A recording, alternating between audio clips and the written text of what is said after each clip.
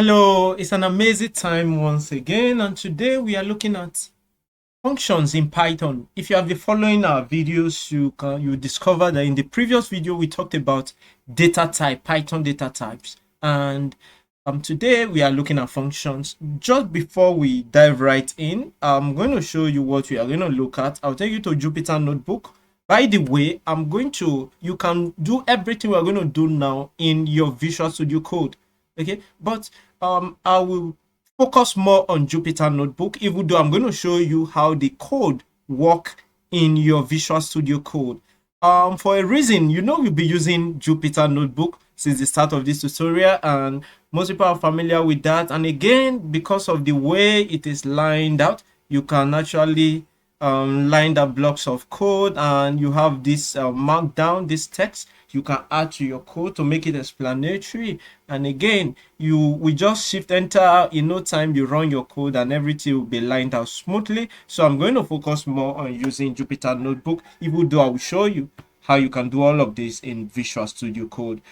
Today we'll look at how you can define a function, how you can create a function, how you can call a function. Then we look at parameters and arguments. A lot of people have this misconception. If both are the same, we look at the differences between parameter and argument, and how you can use number of arguments, 2 arguments, 3 arguments, in your function, and you have arbitrary argument. Okay, that is what we're going to focus on in this video. Then I will jump right into VS Code, and I'll show you how you can do some stuffs here too. Okay, but I'll focus, like I said, I'll focus more on the notebook. So let's jump back to look at what functions are. Basically, when we talk about functions are named blocks of code designed to solve a particular problem or to accomplish a specific task. If you want to take that a little further, you could say functions allow you to write code once, and then you can run them whenever you need to accomplish the same task. So in defining a function, we want to look at how you can define a function. The first line of a function is a definition marked by the keyword def. Def stands for definition. Then the name of the function is followed by a set of parentheses and a colon. It's very important. If you don't add that, that means you have not appropriately defined your function. After all of this, then you then go ahead to add the function body. We've talked about defining the function definition. Then you have the function body, which is the line of code you want to show. Okay, then after the function body, you go on to call the function. There's what we call function call, right? Then you call the function as many as much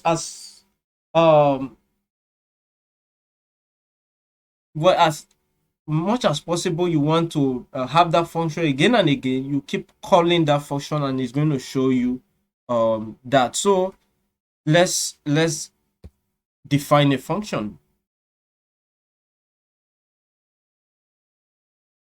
Okay, so this is Jupyter Notebook. Like I said, let me define a function here so that you can see. Then I'll go to VS Code and do the same. Okay, so like I said, to define a function, you go ahead to do. By the way, if you don't know how to install and run Jupyter Notebook, I'll leave the description of that video in the I'll leave the link of that video in the description so that you can know how to install Jupyter Notebook and how to use it as you follow along in this tutorial. So to define a function, you use the keyword def. All right, then the name of the function. Let's say we want our function to say this is the name of our function, greet user. Then we use a curly braces and colon, that's parentheses, and a colon to show that. Let me increase this a little. Okay, I believe you can see this now. Okay, so that is how basically you define a function. You use the keyword def, which stands for define.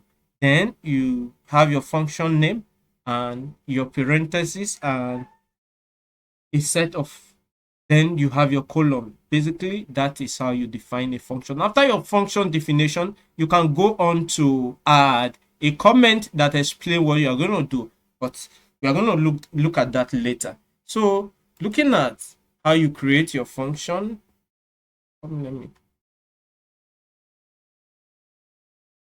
to create your function, basically you can come here.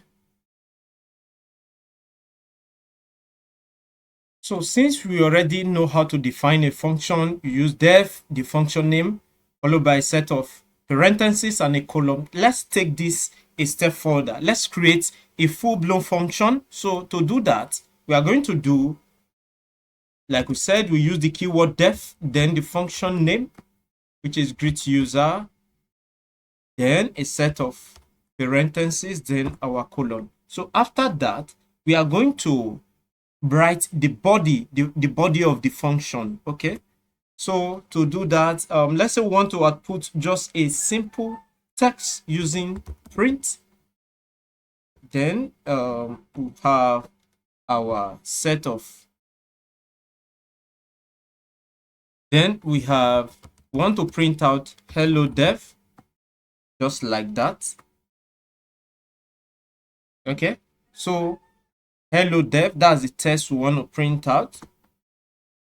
Then we can go ahead to call our function. We go ahead to do, okay, I'll have to take this backward to go back. So to call our function, we just type the function name, greet user, then a set of our parentheses. So shift enter. So as you can see, this we print out the statement we have here. Hello dev is going to print that out. So we have a function, we define a function, then followed by a set of parentheses at the column. Then we have the body of the function. Then we go ahead to call the function. Let me just separate this so that you can see this.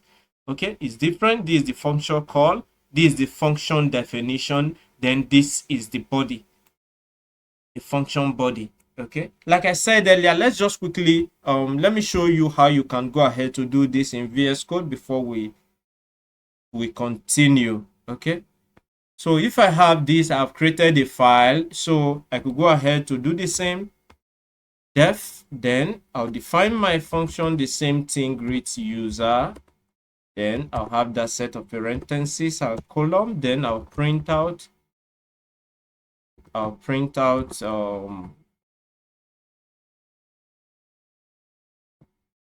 just the same string of text, hello dev.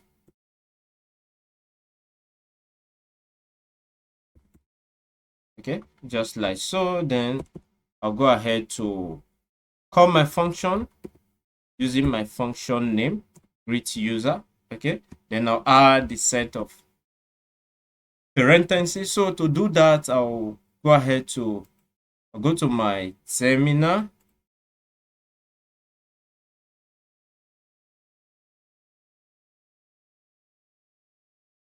Okay, so I'll come here and it's going to display. Then I'll go ahead to run this. You can come here to click on run here, or you can use the shortcut Control F5. If you click on that, okay, let's just do it here. All right, it's going to run that and it's going to print that hello dev. Okay, so let's continue.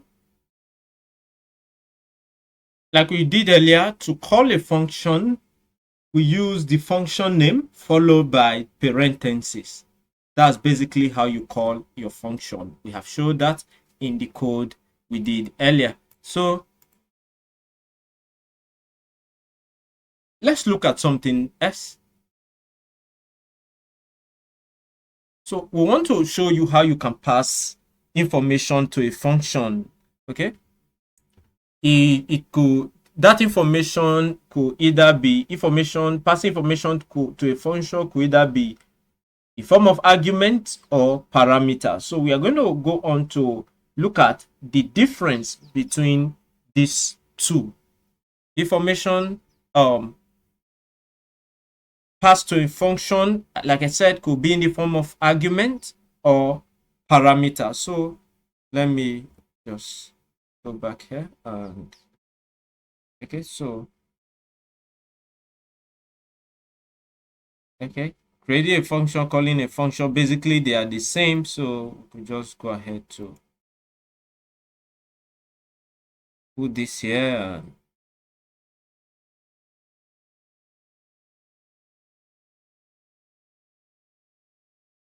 Oh, not what I want to do.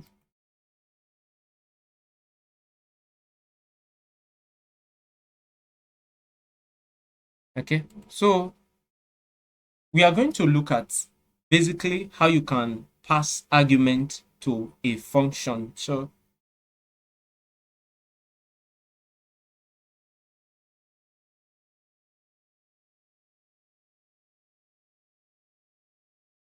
a lot of people, there's this misconception between argument or parameters. Is there a difference between both of them, or are they the same? Let's see. When we talk about a parameter, basically a parameter is a variable listed inside the parentheses in the function definition. Like we have earlier, you can see what we did here. Okay, you see during this function definition, we have this set of parentheses, even though we did not pass any argument to this function. We are going to show you that. But basically, what we do here is that this parentheses help us pass argument to this function. So let's create another function. Let's create another function. Then we can go ahead to call it. And so here I'll just do greet user again. Oh, sorry, I have to define my function dev greet user.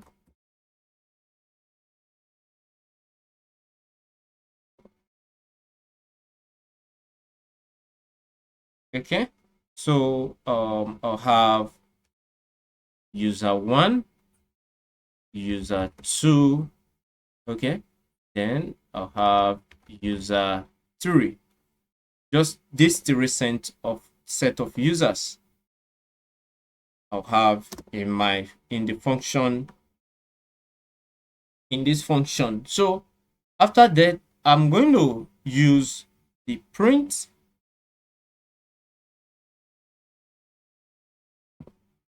Sorry, I have to put this at the end of that. So I'll do enter, then I'll use my print. So I'll go ahead to again hello dev, then I'll give a space.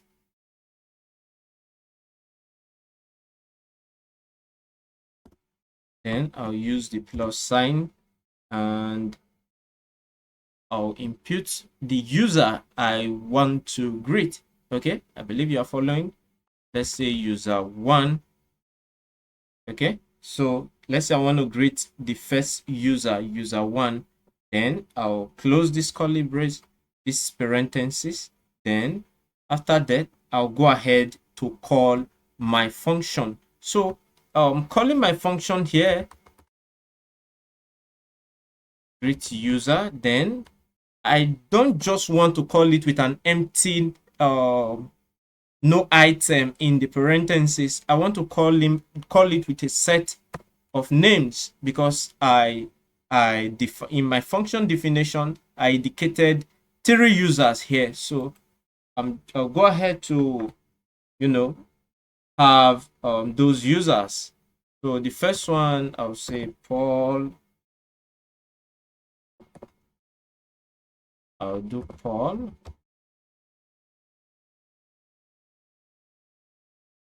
Okay.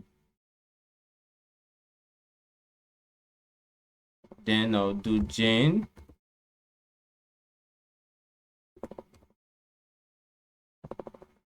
Then I'll do Joy. All right. So if I do Shift Enter, so you can see basically it's going to display hello dev Paul. All right. Why? Because here I indicated specifically that I want to call this first user, which is Paul. Okay. So if I go ahead to change this to user 3, what do you think is going to be what do you think will be displayed? Shift Enter. Of course, is going to be the third user. So that is not even what I want you to understand here. I want you to understand that you can pass arguments to a function, and at the end of the day, when you want to call that function, then you can pass the parameters to a function. So that is going to help us understand basically the differences between parameter and argument. So if we look at what we have here, we said a parameter is a variable listed inside the parentheses in the function definition. So if you see what we have here right now, we defined a function and we imputed some items here during the definition. So basically, this is what we called function parameter. So this is the parameter to this function. Then when we wanted to call the function, then we imputed some set of values. The names, we added some set of values here, 3 of them, which is equivalent to the number we have here. So basically, when you call a function and add some value, they are called arguments. So an argument is a value that is sent to a function when it is called. So to put that in perspective,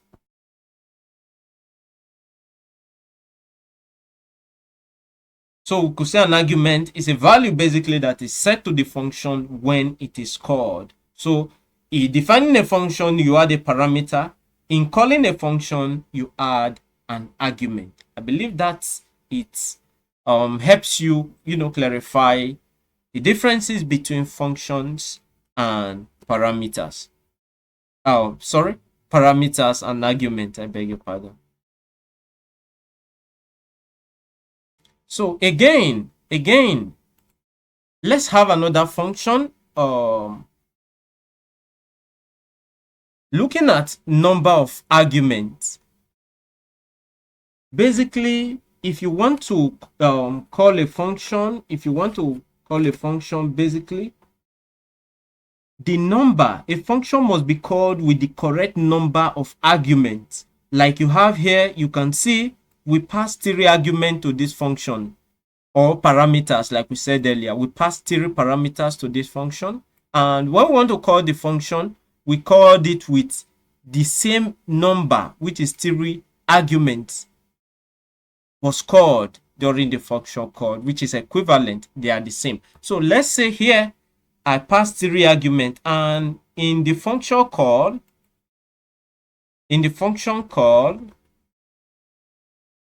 I pass just 2 arguments to this function. So Shift Enter is going to display an error. Why? Because it said this is the reason. Missing one required positional argument user 3. So for your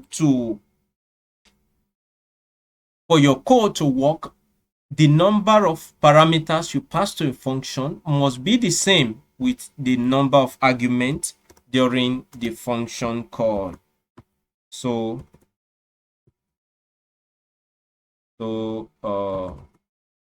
we have to call it with the same, so it's going to display that with the same number of arguments. So yeah, so a function must be called by the same number of arguments. To explain that further, let's have another function. Let's define another function called sum. Then we have we pass some parameters to the function, num1, num2. So I'll close this off, then add our colon, then I'll print, want to print num1, num1 plus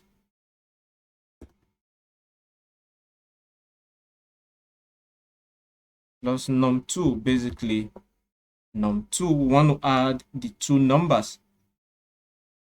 So okay, let me just let me pass this inverted comma here. Okay, here let's do the same here. All right, so num1 plus num2, then I'll close this off and we go ahead to call the function using the function name, and then we are going to pass argument to this function. What argument? Let's say 5 comma 6, which is equivalent to the number of parameters we passed during the function definition. So basically 5 represent num1, and then num2 will be what? Will be 6. So if I go ahead to run this function, shift enter.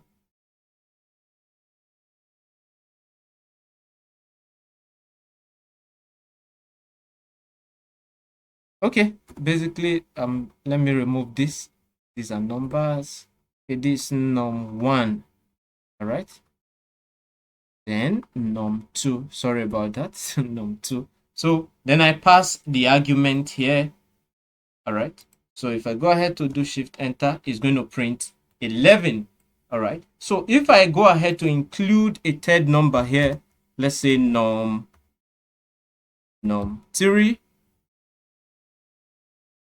so num1 plus num2 plus num3. All right, then I go ahead to, I still leave this argument I passed during the function comma 2, but I define three parameters in the function. If I do shift enter, it's going to throw an error. You know why? Because one argument is missing, which is num3. So I believe you understand that now. So if I come here and add that argument to it, let's say 10, if I do shift enter, now it's going to work. It's going to print the sum of these three numbers. So basically, like I said earlier, a function must be called with the correct number of arguments. The number of parameters you pass in the function definition must be the same when you are calling the function.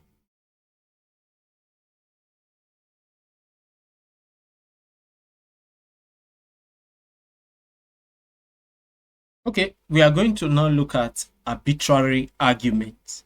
So what do we mean by arbitrary argument? Take for instance, you do not know how many arguments will be passed into your function. So what you do at that point, you are going to add an asterisk like we added here before the parameter name.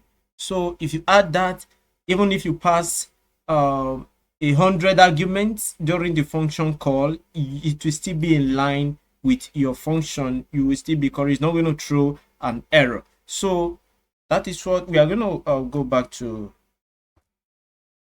our notes, our Jupyter notebook, and work that out. So let's create another function. Take for instance, we have a function called myColors.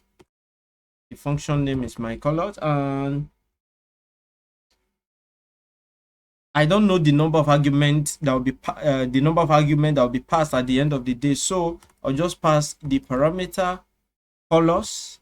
Okay, then I'll add my column, then I'll hit enter, then I'll do print.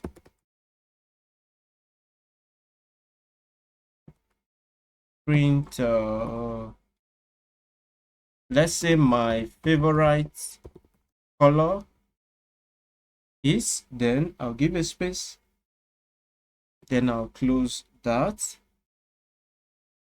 then I'll use the plus sign, sorry, plus colors. Remember the parameter we passed here, the name is color.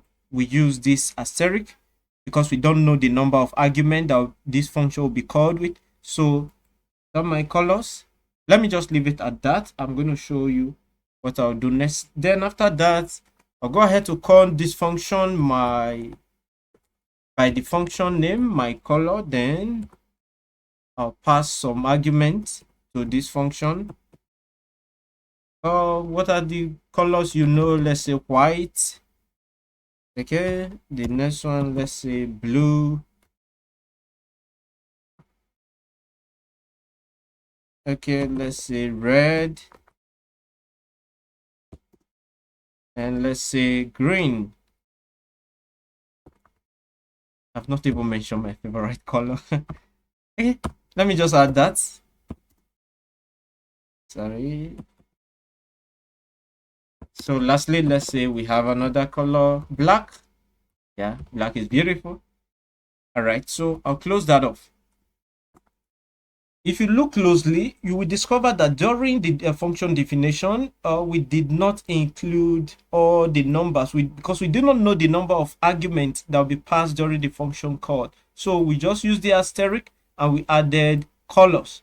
So what do I do? If I go ahead and run this, shift enter, is going to throw an error because all determined string literal at last. So what we have to do here, we want to indicate the argument, the index. So by index, I believe you understand that this is at index 0, index 1, index 2, red is in index 3, and index 4, black is index 4, the last one. So okay, let me close this up. All right, black is index 4. So for this to work, I have to call it by the correct index number. So I'll do okay, I'll come here.